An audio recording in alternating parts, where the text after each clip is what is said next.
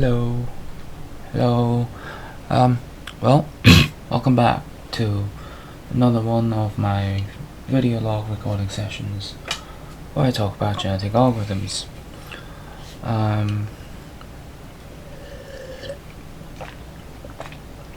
So, in the previous few sessions, I talked about, tracking evolution, and I also even tried to handpick the best learn rate to candidate range, as in which one of the entities within the world should be selected for individually should be selected for individual learning opportunities for them to learn from the top 10%. So yeah, and I only did that. I did not go through all the aspects, all the results, the ins and outs of the one iteration of evolution that I did, and I put that off until now. However, I think, or rather I feel, that I have done enough analysis so far, exploration and analysis so far, and since I do not think that there is a definitive answer, I am just going to run through the notebook, the results in the notebook. Yeah, that's about it. Actually, 2 notebooks, because if possible, I would like to cover 2 notebooks, because this one, analysis track entity all LR cans A, is where the entities, the newborn entities were added first, introduced first to the world, and then the learn candidate range was set, and then those entities within that range learned from the top 10%. And let me just see that.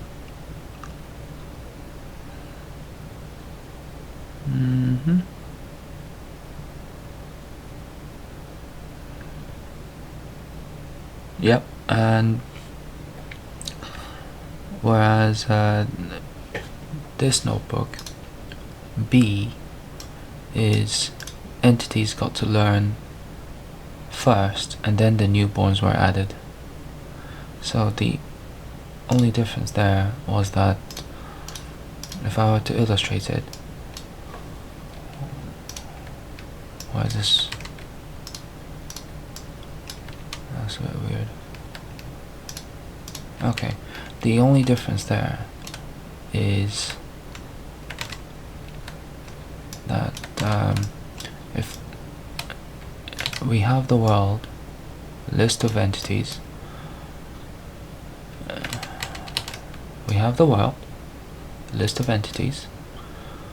I'll just say world, and then the newborns were added,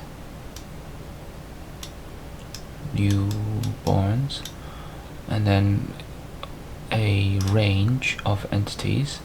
For example, in this case, maybe from here to here. These entities in here got to learn from the top 10%, starting, well, from here to maybe here or something like that, so including the newborns. So they would learn from these entities. In other words, these entities had an influence on these entities. This is A. Now, B is here you have the world again. Why not just this? And then once the range is set, for example from here to maybe, okay, I'll do it here, you know, these entities. That's so sloppy. These entities would learn from the top 10%. So these top 10% entities had an influence over these entities within this range.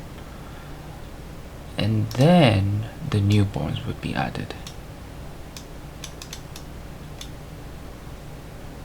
And then the usual deselector function is applied, and then the population limit function, limiter, is applied. Same here. When this is done, selector, and then limit population. So learn first and add later is B.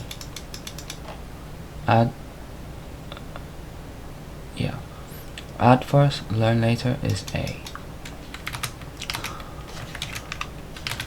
So that's why there are 2 notebooks. And since the only thing, well, I only talked about what did I talk about? Oh yeah, I only talked about the entity distributions last few times. I'm going to go through all of them. So let's get on with it. So first, here are the candidate ranges. I'll just skim through this part. This is just the basic stuff, and then here we have them. So this is where it starts. I first wanted to count the number of files that, well, the entity JSON files that I ended up creating. Usually all the files and folders in its entirety usually amounts to around 70 gigabytes. So that's a lot. And one might wonder why so many files. Well, that's because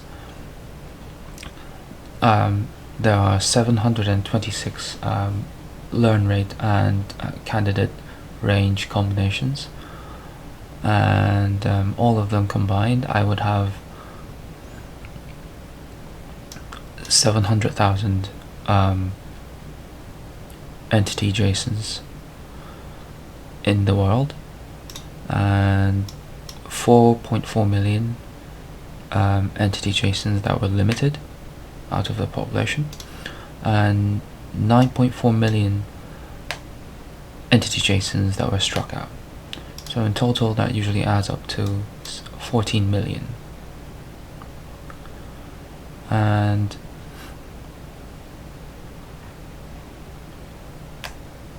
let me just see. Yep. So that usually adds up to 14 point something million, 14.6, 14.5, 4, something like that. So it's a huge number. If I were to illustrate that, this is what you get, and you'll see that at the end of each evolution iteration, this plot illustrates how many entities there were in the final state of the world. And well, the red line is the red line there is the 1000 mark, and usually there are, most of the times, there are 1000 entities, but you'll see that there are instances where there isn't, 1000 entities, like these ones. So that's not that unusual, because we've seen this happen when we had a look at all the entity distributions. So that this is usual, expected. And well, what we can have a look is when this happens. For example, from we go all the way down here, and then I know the the font size is so small here, but let's have a look. Like for example, I want to look at this one, so I'll just scroll down, and that happened when the learn rate was 0.5, the start decile was 0, and the end decile was 1.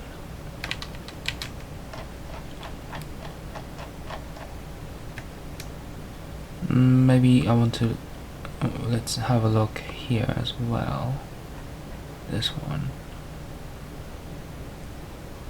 0.5, 0.2, 0.6, or something like this.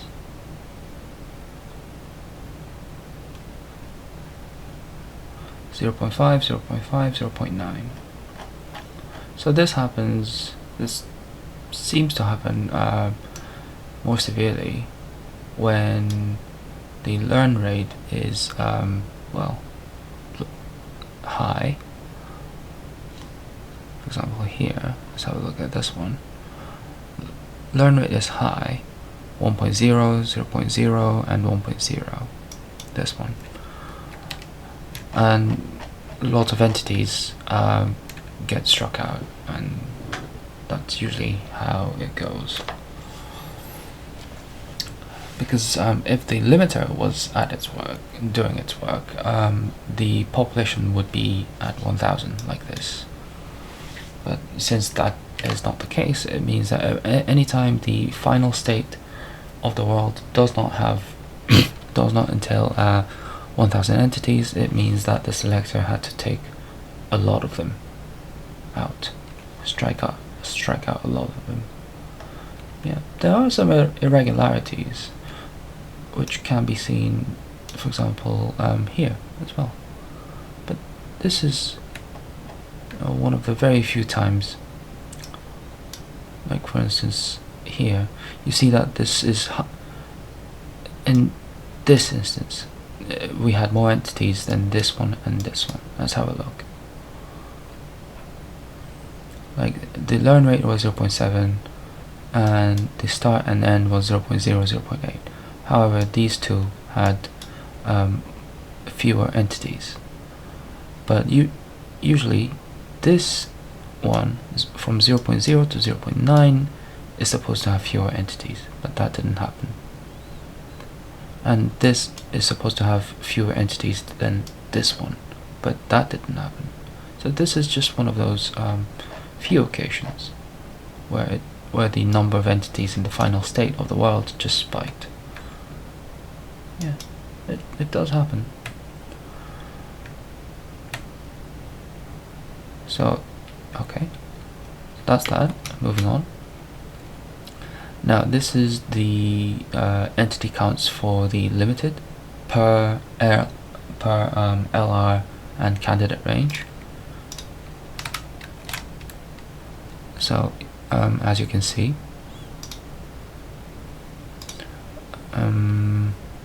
well, what can we see? We can see that as the learn rate goes up from 0.1 to 0.2 all the way to 1, fewer and fewer entities get limited out, and that usually happens. You see, because you can see these, well, because we can see these huge voids over here, these, and the numbers just plummeted, and this usually happens when either the learn rate is high or the number of entities, the candidate range, is big. Yeah, look.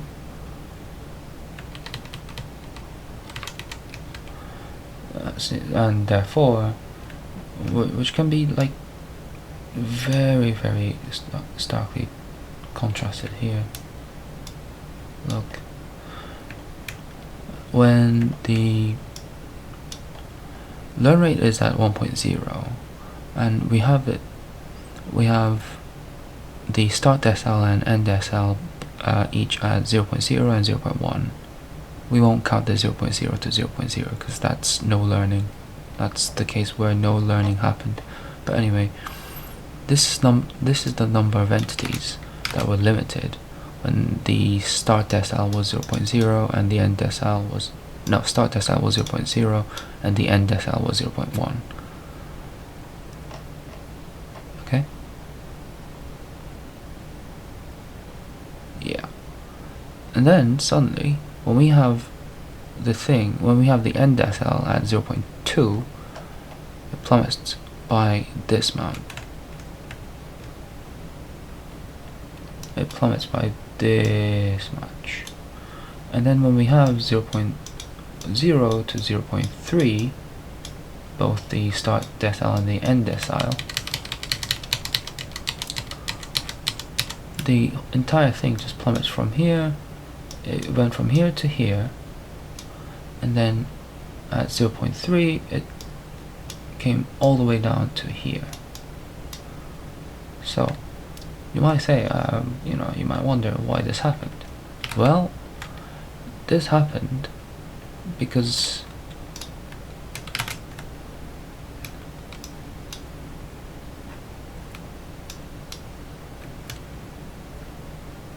come on.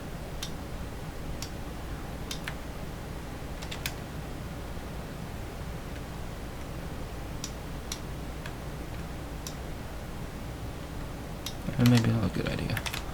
This happened because as the learn rate goes up, and as the candidate range widens, which means that the overall effect of learning from other entities is increased, more and more entities get struck out before they get limited. So that's what happened. As we can see it here. Remember, at 1.0, the learn rate being 1.0, and when there was no learning at all, we're down to here. The number of entities that were struck out is down to here, which is at around, what is it about?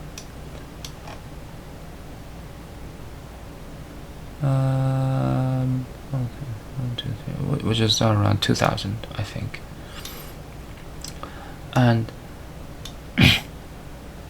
also, when the learn rate is at 1.0 and the window is only 10% wide, something weird happened.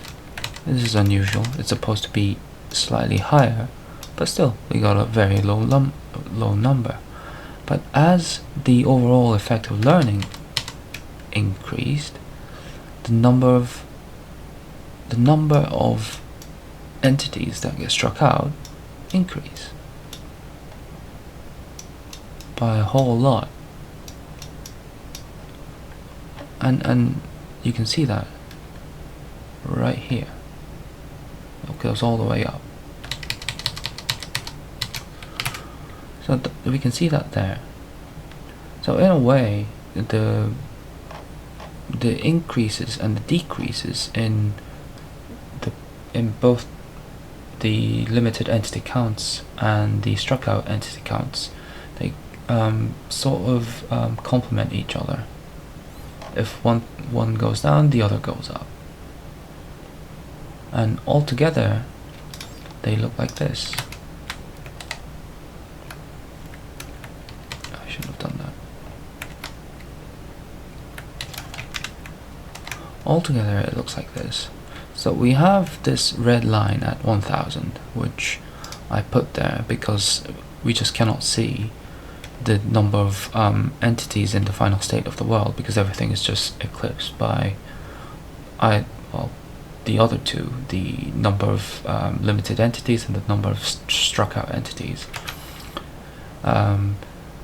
limited entities is green, and struck out entities is in red. So you'll see that as the learning rate increases, the red bars keep going up, and as they go up, we see this very kind of nice bars complementing where there isn't one of the other. So you have this valley or chasm. Chasm, is that the right word? So and in the middle they meet somewhere in the middle. However, the number of struck out entities is inherently larger, so they always spike up. But that's well, not unusual. I don't think it's unusual, because if you think about it again, about the order of things, that the order in which things are done is that the selector does its work first, and then it's the limiter. So if there are more entities, more than 1000, and for example, if there were more than one entities, like for example 1310 entities for some reason, if the selector does this work and takes out 400 of them, it will be 910. So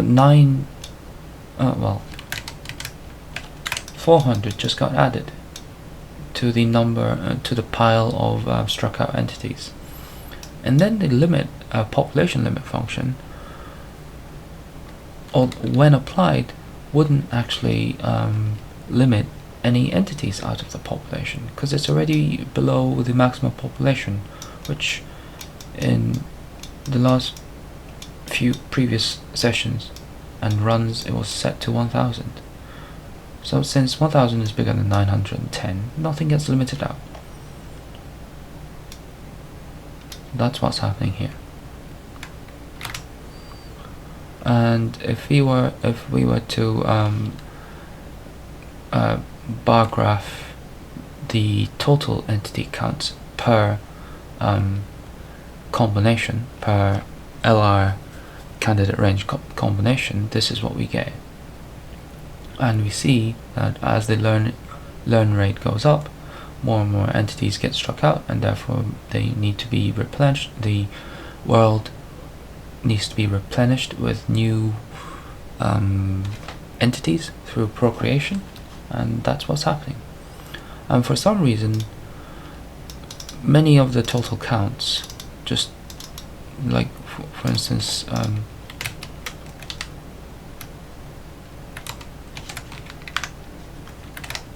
many of the total counts from maybe here to maybe here, and then over here as well, and somewhere over here as well, they keep I keep getting, well, 15,917. Well, 70 actually. Sorry, not 17. And when I've learned that if I keep getting the same number for hundreds of times, it means that either I am missing out on something, or I did something wrong, or both. So that's something that I need to find out. Sorry, I had to cough. But anyway, it doesn't affect the big picture, so I'm just going to leave it for now. And this is the ratio of the world entity count to limited entity count. And what we can see here is that it's usually in between 12 and 14. So the number of of limited entity count is usually 13 times larger than the total number of entities within the world. And except these voids again, like these white spaces where they are missing, but that's again because as that happens,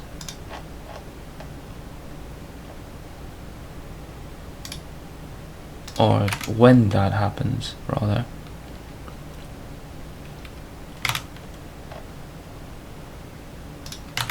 when that happens, this is happening. So if there are voids, it means that more entities are being struck out, like here. So these voids match exactly with these spikes. And when we have a look at the struck out entity to limited entity count ratio, this is what we get. So there are usually more struck out entities. Again, I think because I'm applying the selector function first. So this is the part where I identify the learn rate and candidate range combinations where no learning happened. There are usually, well, there are 176 cases of such cases. Yeah, so I identified those, and this is the part where I plotted out the distributions. Yeah, these 726 of them, all 726 of them. So I'm just going to skip this part. Of course, I've picked out the favorites. I can talk about this. So in my last video, I've handpicked some of the combinations, and they were, well, these, and I've just had them here to compare, and I've come to the conclusion that maybe 319, or rather the LR of 0.4 or 40%, start decile 0.6 and end decile 1.0 might be the optimum combination for now. Yeah. Of course, I can always take the first one on the list, but as we go through what I've done, I am more and more led to conclude that the second one might be the most robust one. So, I mean, I can always change, but for now, the second one looks the best.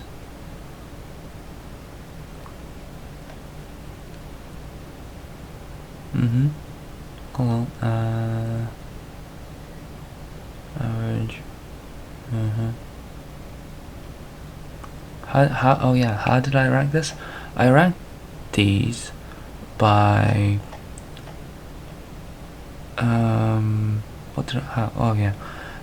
by multiplying the max key, as in the sum utility score of the top entity of the head with after the final generation of the evolution was done. So the sum utility value of the top entity, and I also multiply that by the average of all the entities within that world, and the minimum sum utility value, the sum utility value of the bottom one, of the tail, and I also multiply that by the sum utility value of the mode and how many entities had that sum utility value, and lastly also multiplied the final population. And when I do that and rank it, it gives me this list. And if I were to, well, print out everything, this is what I get.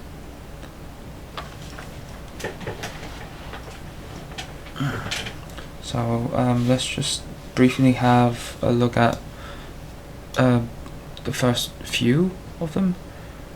315, 315, 0.4, 315. Oh no, actually 314. Well, 315 too.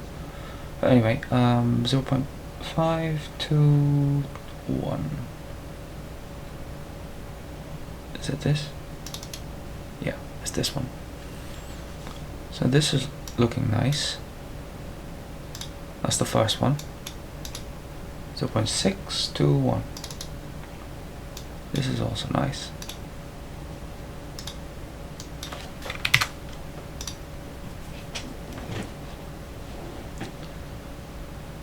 And the reason I would pick this one, the second best one, is that it has a more of a triangle. It has both ends displayed.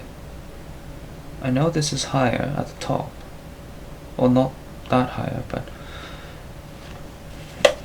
on the right looks the distribution shape looks more like a bell shape rather than this one, because this right end is missing. Of course it's missing because, you know, not many, you wouldn't be able to go above this value, but get my point. So I am aiming for some degree of diversity. So 314 is the best, but I'd rather go for 319, which is learn rate 0.4, the start decile 0.6, and end decile 1.0. And now we start having a look at the lifespans of entities. And when I do that, this is what I get. So I also have calculated the average of lifespans when no learning ever occurred, and that is this line over here. Let me just copy this. Where is it? Bring out the old one.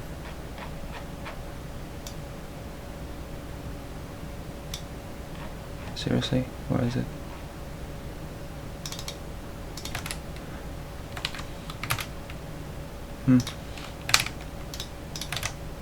Seriously, why can't I copy this? There we go. So, coming back to this, when no learning occurred, ever, no learning at all, the average age of entities in the final state of the world was 39.39. For the limited entities it was 36, and the struck out entities it was 6. And this is with shuffle. Remember, I used to shuffle. I started shuffling the world right before the population limit function was applied, so that so as to kind of guarantee that some of the entities with a low sum utility value would survive onto the next generation. So, but it seems that, did that actually have an effect? No, actually it didn't, because with no shuffling, the Yeah, but the only result that the only thing that did was increase the average age of entities within the world by about 12 generations. For the limited average age, it actually decreased it by 3, and for the struck out average age, it was not that great, but it decreased it by about 0.7. And below are the hand-picked combinations, the results from the hand-picked combinations, and this is why you'll see why I chose the second best one, because for the first bet, the very best one, the average age for the world is 28.14, whereas for the second best one it's 44.09. Okay. And for the limited average age is 9.8, and then it's 11.29, and the struck out age is 27 versus 39.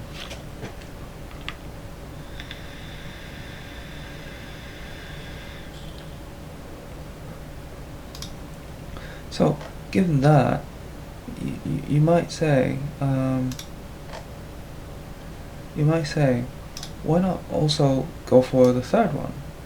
And to that I might say, yeah, I mean, that's also okay. It's not that bad. I'm not saying any one of these are, abysmal. They're all handpicked. I mean, the third one is good too, where the learn rate is 0.5 and the start decile is 0.7 and the end decile is 1.0. So just keep that in mind. So this is what it looks like. And however, when we do have the learn rate at 0.4 and start decile and end decile at 0.7 to 1.3, at 1.3, what are these? 1.3.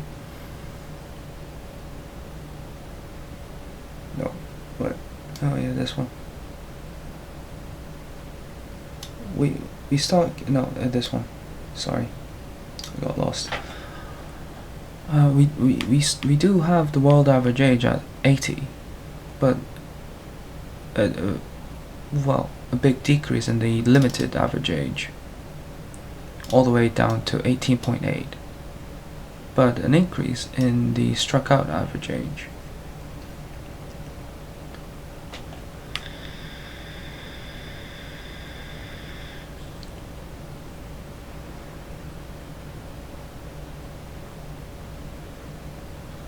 Yeah, so I'm opting for this one, 319, for now. And one thing, I don't know if I mentioned this, but one thing that I found was that LR candidate range combinations that usually add up to 0.8 to 1.1, they still do hold, as in they quite consistently keep giving entity distributions, well, stay kind of robust entity distributions. So like, I mean, these ones, that's crap. Yeah, I mean entity distributions like this. So when, for example, the LR, the learn rate is 0.8, 0.2 for example, and the candidate range is about, where is it, there, 0.9 for instance. So that's about, LR is 0.2 and candidate range is 0.9, and that's 1.1. I know they're not the same units, but since they are numbers, it just, for now, it just makes it easier to kind of intuitively feel what the optimum combination might be. So they're usually in the range of from 0.8 to 1.1. Except, yeah, where did it go? This one. Yeah, this one is kind of odd, because for this one it only adds up to 0.6, but this one was quite okay. So I'm just going to have a look at that one before I move on. There we go. Yeah, this isn't so bad.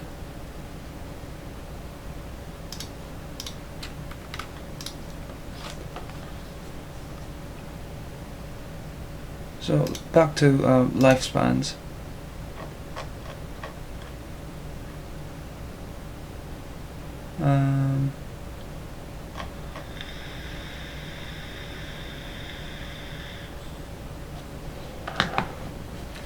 Again, we have these very familiar looking graphs, or bar graphs, and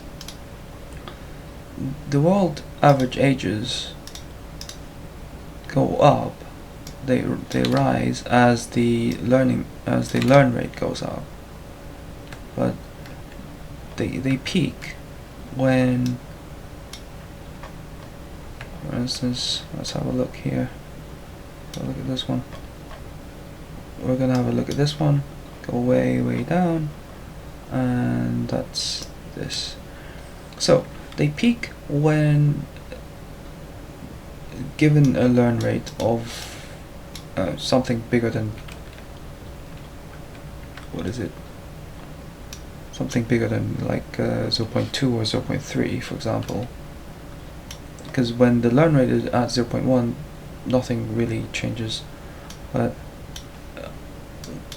when the learn rate goes up from 0.1 to 0.2, things really do start to change. And these peaks happen when, where is it?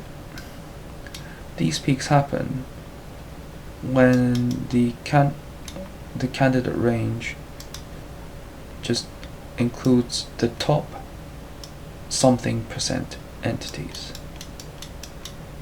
but not so much when we have, for instance, this one.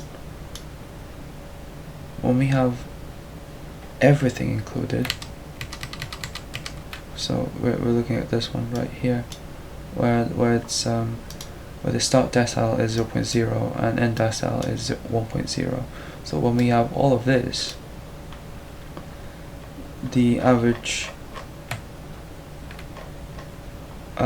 age or lifespans of entities in the world decrease dramatically, but for a reason too. And you might say, oh, for what reason? Well,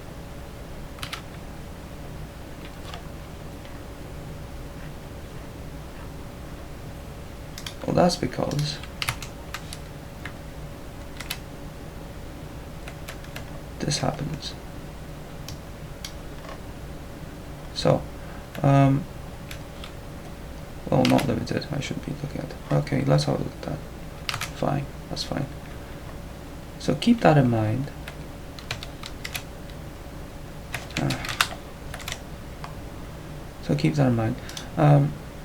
For the limited average lifespans or ages, they stay at about the same level, but they do decrease. And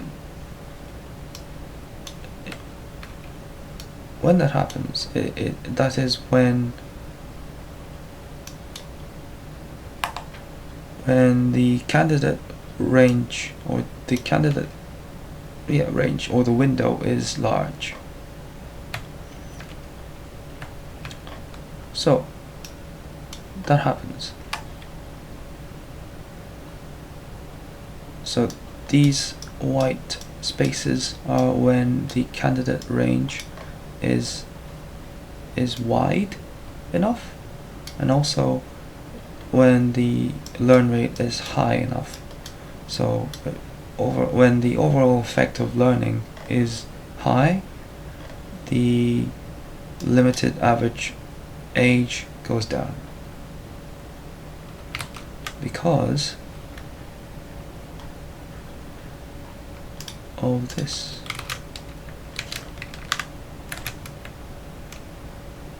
This is the exact opposite again.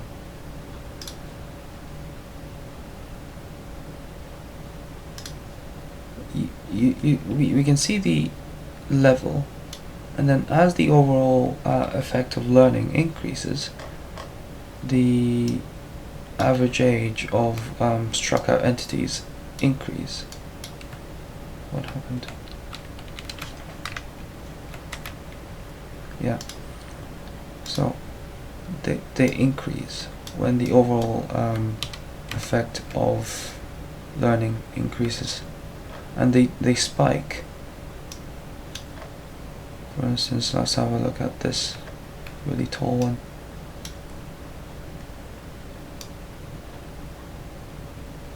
There. They spike when this happens. Or this very tall one.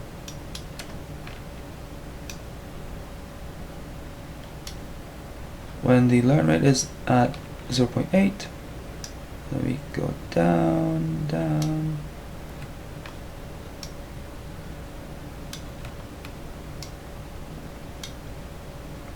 It was at 0.8 and 0.9 to 1.0.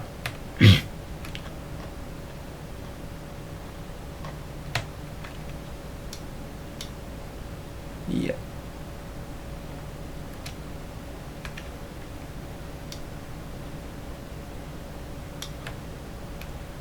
So here, when the overall effect of learning is high, the average age, sorry,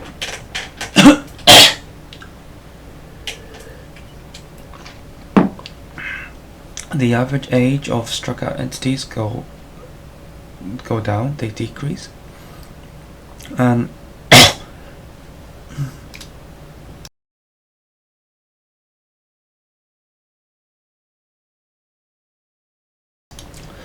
sorry, I needed to get that cough out.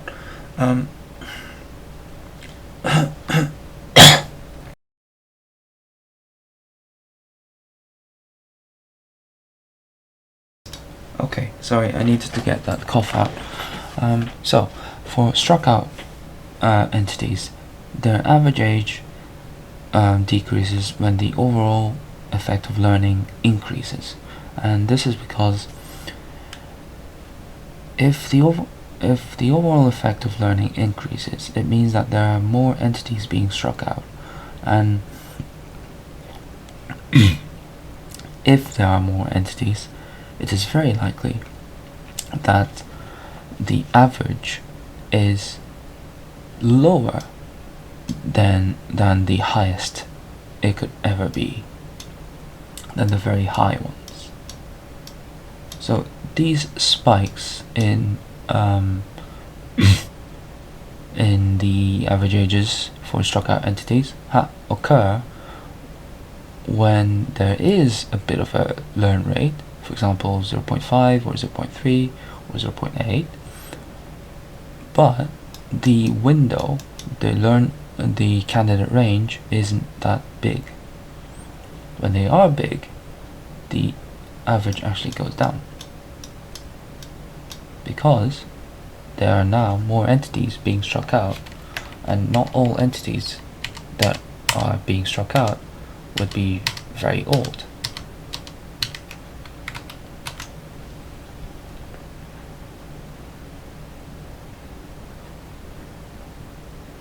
And this is the plot with all three groups, namely world, limited, and struck out all together. And you can see again, well, here the blue is the world, the green is the limited, and the red is the struck out ones. So you could see that the blue ones are just there, and the red ones are the struck out ones. And what is interesting here again are these well,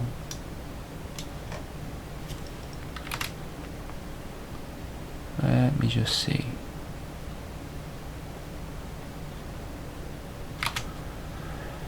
Ignore the red line, but oh, don't ignore the red line, because that's where the average lifespan is 30 age mark. But you'll see these instances, these occurrences where the green part and the red part meet, and they happen because again, the limited entities and the struck out entities, they complement each other.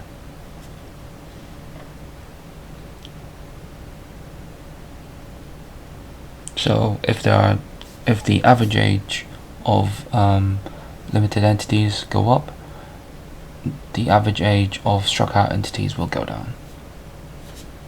And whilst that is happening, the average age of entities in the world will increase as the learn rate goes up, or rather as generally as the overall effect of learning increases,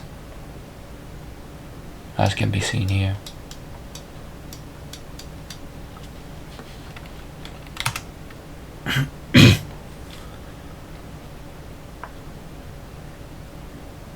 And here are the plots per learn rate. It's because this plot is honestly too big and the letters are too small.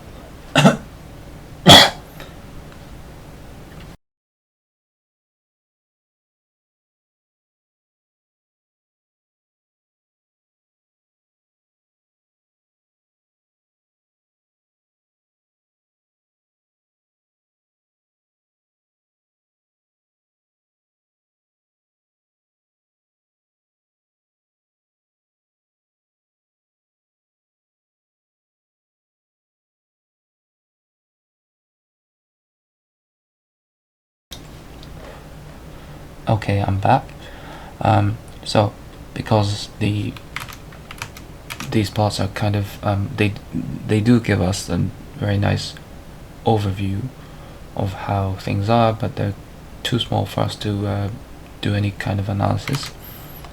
So here are the plots per learn rate, all the 66 of them per learn rate. So when the learn rate is at 0, we don't see much happening. Blue is the world, green is the limited, and the orange is the struck out. But this doesn't really look orange because all the colors are well, on top of one another, and the color just changed. And this is when learn rate is at 0.1. You'll see the orange going up. Again, the orange being struck out. So the nature of struck out entities is that they don't live that long because they get struck out, obviously. So for them to live long, the learn rate needs to be either low or the candidate range needs to be a bit narrower, as can be seen here.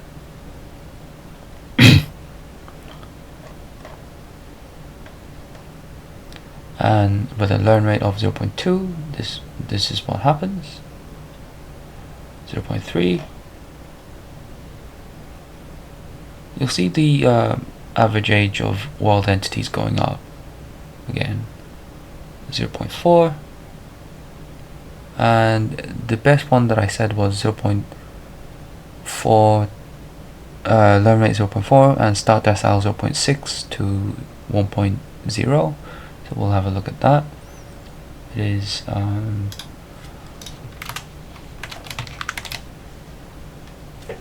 that's too small. There we go. Where is it? Where is it? Where is it?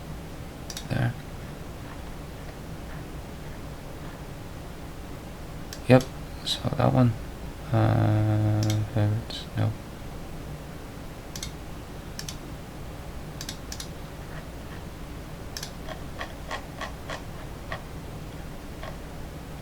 Yep. So 0.4, 0.6 and 1.0. So it's this one.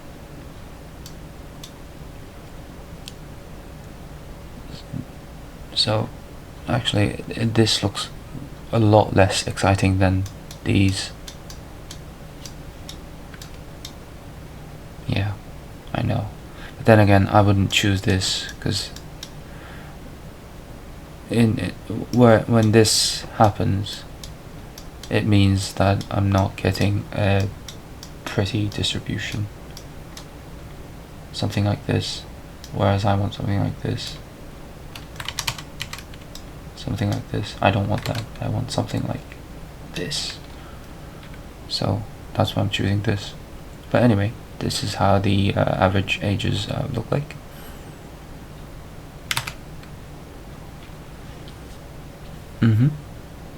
All groups, selling compose, yeah. Limited and struck out. Limited and struck out. Yep, that's what I want.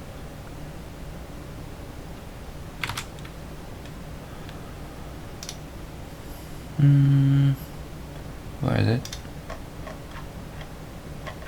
There.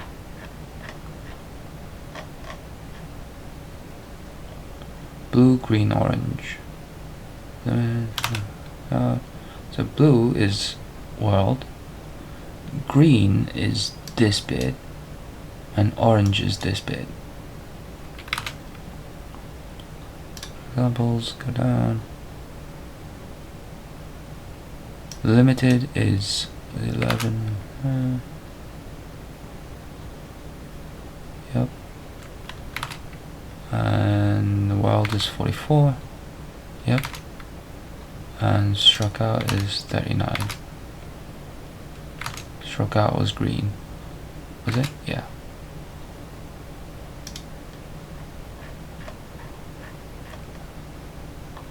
No, struck out was orange. Limited is green. So this is green. Struck out is orange. Green is limited. So let me just see if this is actually right. Limited, and this is struck out. This is world. Limited. And we go there again. Limited is at 11.295. 11.295. Yep, that fits. Struck out is at 39.072. That's here. Yep, fits.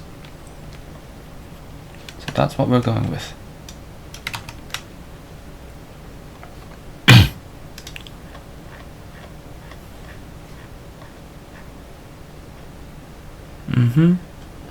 And here next up is the age distributions of the hand-picked favorite combinations, and this is what it looks like. Usually if it's something else, it wouldn't look like this. Like so naturally when I have this, they all look like the the graphs that you would get in a demographics class, where everything has where the population pyramid, for example, no, that not for example, that's exactly what I'm saying, where the population pyramid would look something like this, with the younglings and the very old people at the top. And for example, this would be females and this would be males. So one half of that, if we were to just half it, take away the half, because that's what we have right now, this is what I want, and this is exactly what I have, except that now it's flipped 90 degrees. So this is what I have.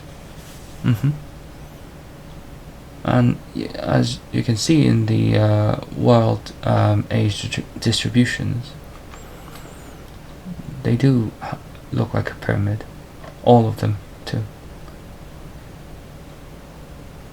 except this one. This one was kind of unusual, but then again, this is because the overall effect of learning is not that big.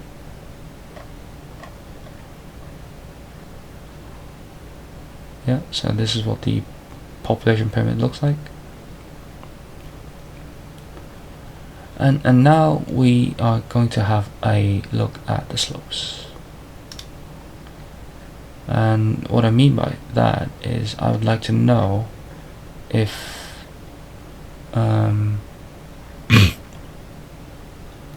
if the entities actually improved over time.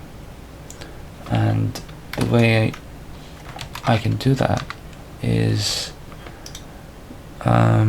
suppose I have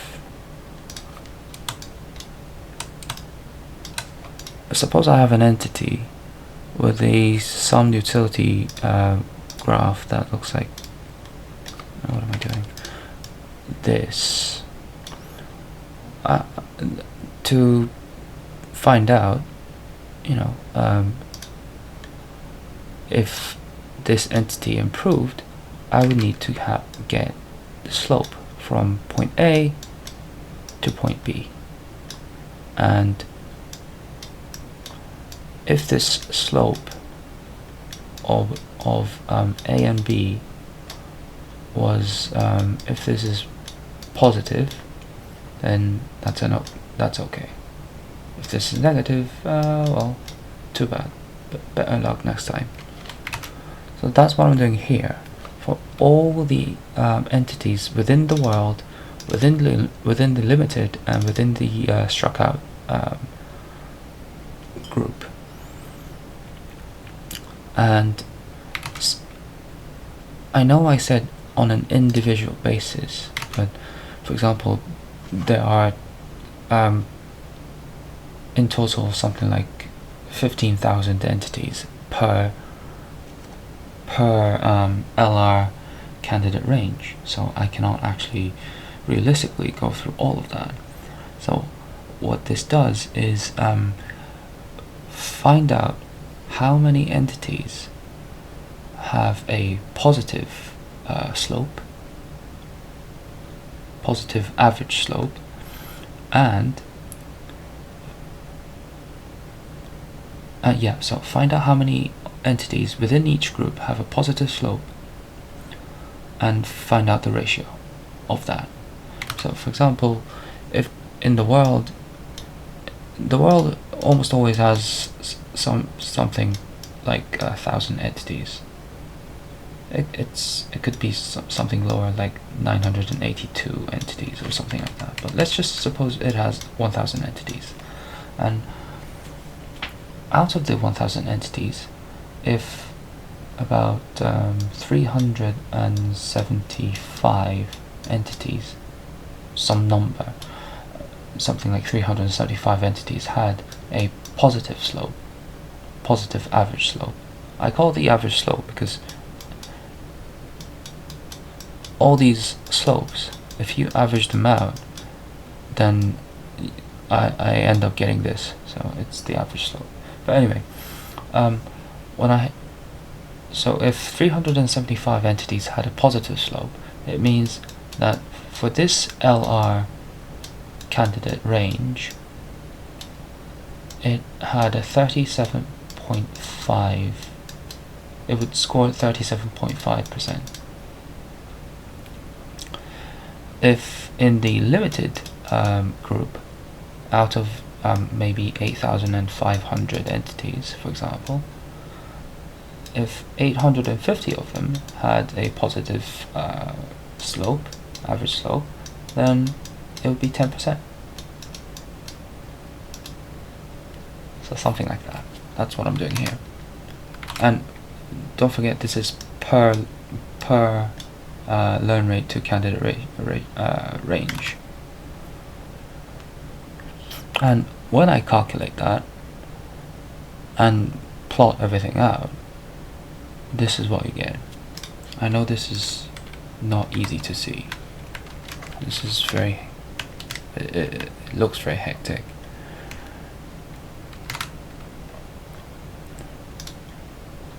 So the black dotted lines are where no learning happened. So basically, for the first 66 combinations, it actually looks like I have some lines scroll down, but anyway, these are all just dotted line like this, but all 66 of them in continuous fashion, so they actually look like lines. But anyway, so the black ones are where no learning happened, and where is it? Blue is the world, green is the limited, and orange is the struck out. So the positive slope ratio goes up as the learn rate goes up, obviously, and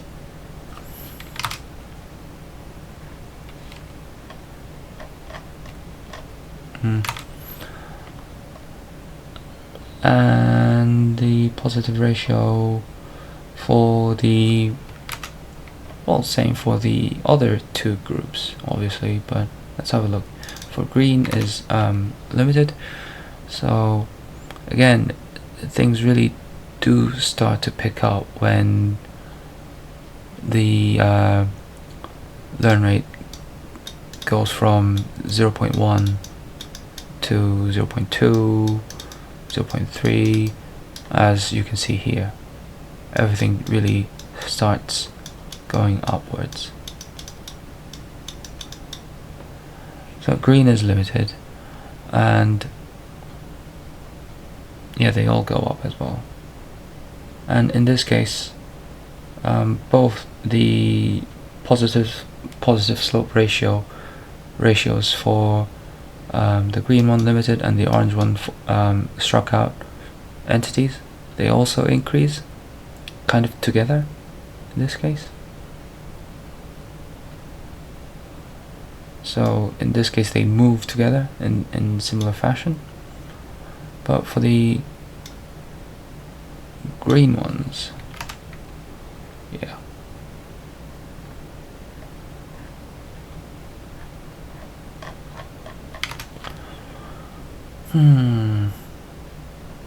so for the green ones, they tend to fluctuate more, all the way up to this bit and these bits as well. And this is almost always when I have the black, well, actually, yeah, if you look closely, the positive slope ratio is at these ratios are at their highest, or rather at their lowest, because it's here and here when no learning happens, and they're at their highest when some learning happens. I'll need to do some follow-up on this, to be honest. I don't have the X ticks over here, the labels. Forgot to do that.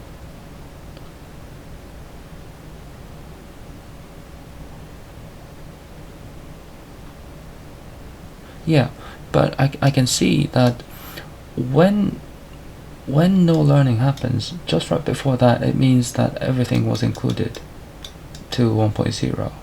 So it's usually 0.1 to 1.0, 0.2 to 1.0, 0.3 to 1.0. So the positive slope ratio, obviously, and of course, does reach the highest when the range, the candidate range, includes the very bottom of the world, when the end decile is at 1.0.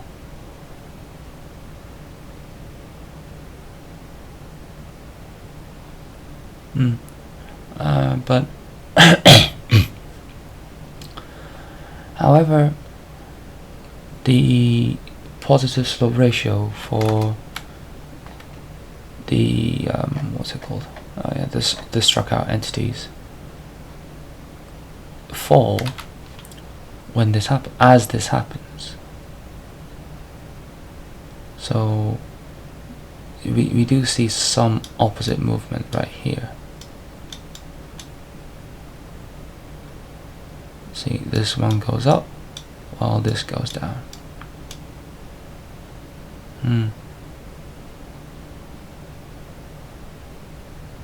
But I think this could also be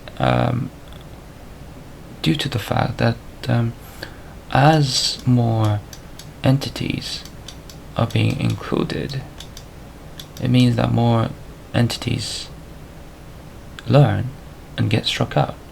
And when they do get struck out, when more of them get struck out, it means that the average could also go down, because now there are more of them.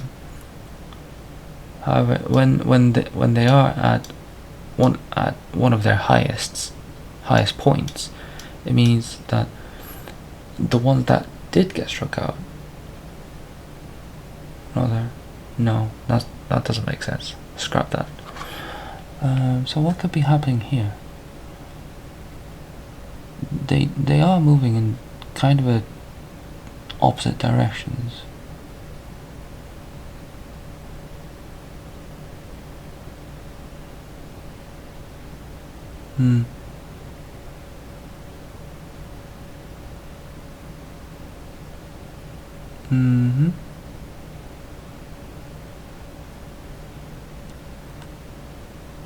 Because the range increased. Yep.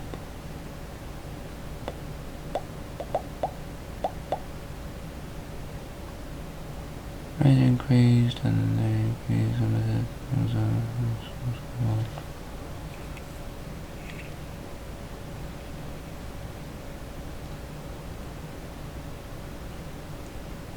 actually, I think I do have a point. It's because more entities are being struck out, and fewer entities are being limited, which drives up the average. I think that's the only explanation possible. Okay.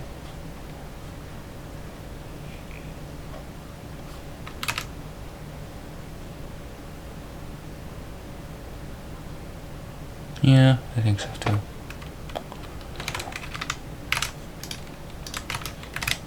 New one. The red dashed dotted lines are the hand-picked favorites, and as we can see, 319. Where is 319? It's right here. This one. I know it's very hard to see.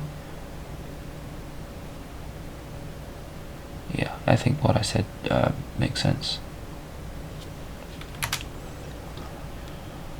So this is the positive slope ratio for the world, for all 726 combinations. They fluctuate, but we do see some, well, we still do see the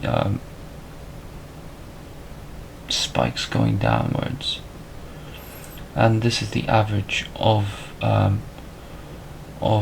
positive slope ratio per learn rate, and we do here we see a bit of a plateau here.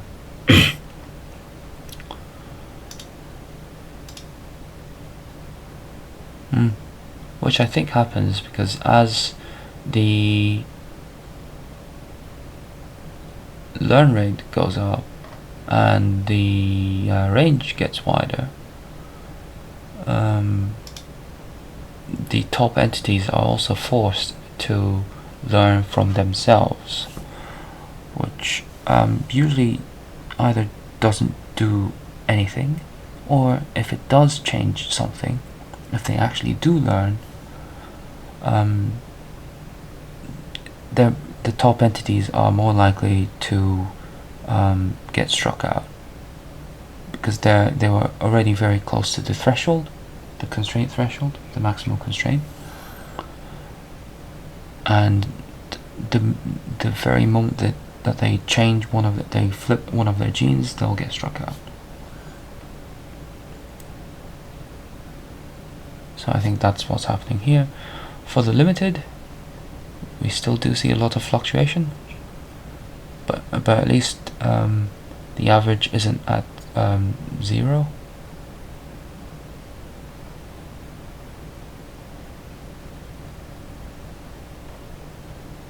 Well, not the average, but yeah. Anyway, forget I said that. But here overall, it's mostly the same, except 0.1, 0.2, and 0.3, 0.0, 0.1, and 0.2.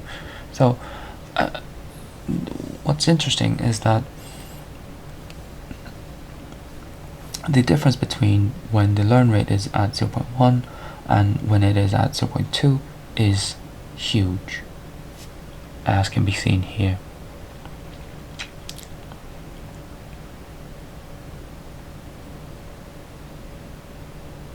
And the positive slope ratio is close to 1.0, which is kind of cool, actually. And this is what it looks like per learn rate. They go up. For the struck out entities, again, it is the opposite direction. They do increase, but it's the opposite direction, as we can see here. However, the positive slope ratio is not close to 1, it's rather close to 0.6 or something like 0.45 or something like that at their highest. No, 0.55 maybe, 0.57.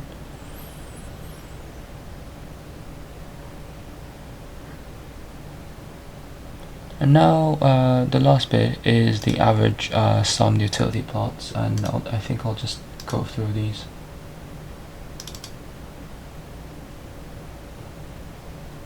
So these are the average sum utility plots per of all the entities in the world. Is it in the world? Yeah. But as entities come and go in and out of the world. But anyway, this is the overview. This is what we get.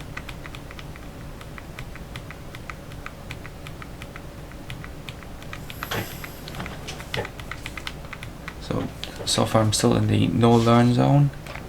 Let me just skip forward.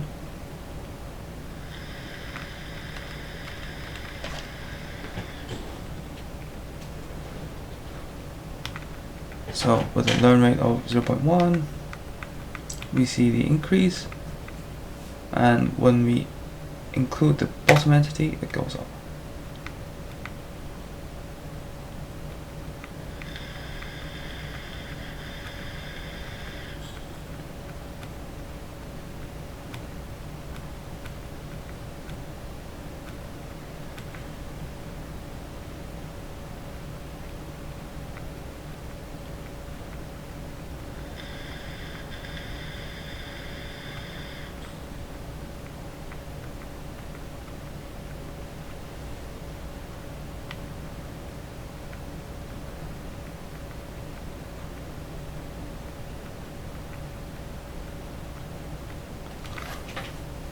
Oh yeah, by the way, these plots are until generation 120, because if I were to show you until generation 500, everything is just so packed together, it's hard to recognize anything.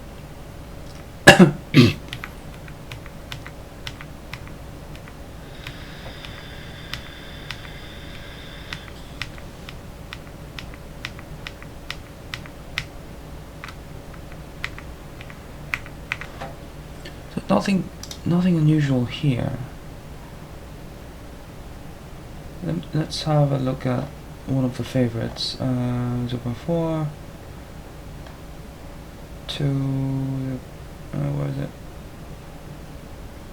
0.4, 0.6, 1.0.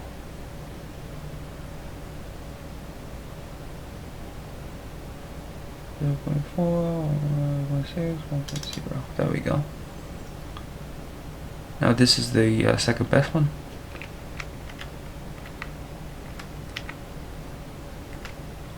See, we have had some entities reach the maximum, the best potential one could ever be. Plateau. We don't see any dips.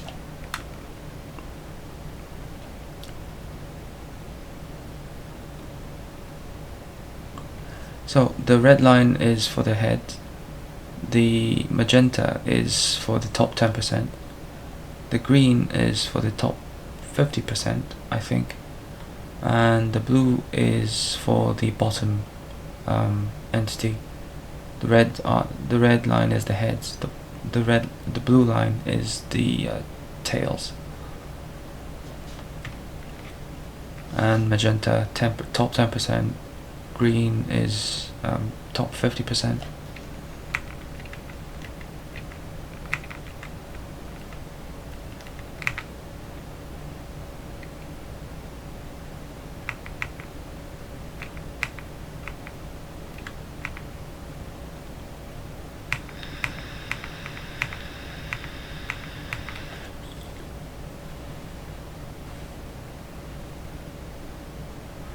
Yep, that's it.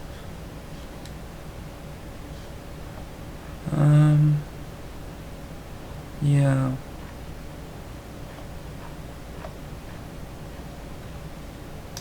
And on to notebook B. Well, I can make this very short for the second notebook. All I can say is that the average lifespan of entities are a bit higher, or they tend to live for longer, as we can see. Where is it? Some examples. As we can see here, right? So the average was, for example, for these first two is 2844. It is 3548. But the rank doesn't really change that much. So and where is it? Entity counts. They still share the same pattern. We still have 15,970 entities for some reason. But we still get this. We still get the same patterns.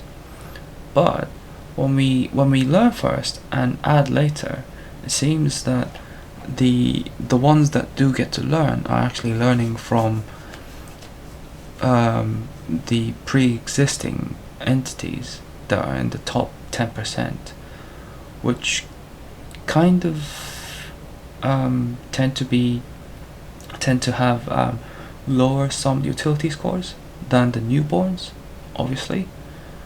And when that happens, or what that does is it lowers the overall sum utility scores for the entities. So the average, the heads, the tails, the top 10%, these sum utility scores, they all go down. But on the other side of that is that because they're learning from, because the entities that are chosen as candidates to learn are actually learning from rather more stable entities that have not been struck out until that point. When they learn from these entities, they're less likely to get struck out. But when they learn from newborns, they're more likely to get struck out, because the newborns are higher in sum utility scores, which means that they're closer to the maximum threshold, maximum constraint threshold, and when they learn from that, they're more likely to go over the threshold and get struck out. That's what happens. And slopes, yeah, slopes are the same as well.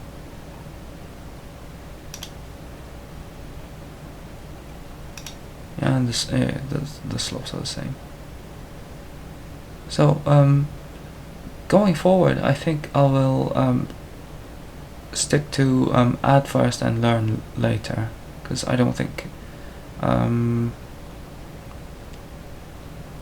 think in order to I think this is worth the sacrifice that one would have to pay in average lifespan and average positive slope ratio.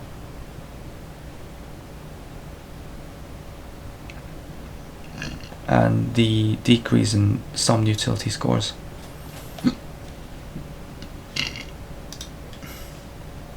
So I think that's worth it in this case.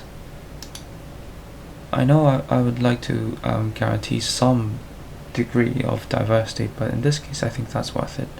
So add first, learn later. So that's about it. These are the handpicked LR candidate range combinations, and I think I'll usually go with one of these two, or one of these two, or one of these three. Of course, others are still okay, so I'll keep this in mind.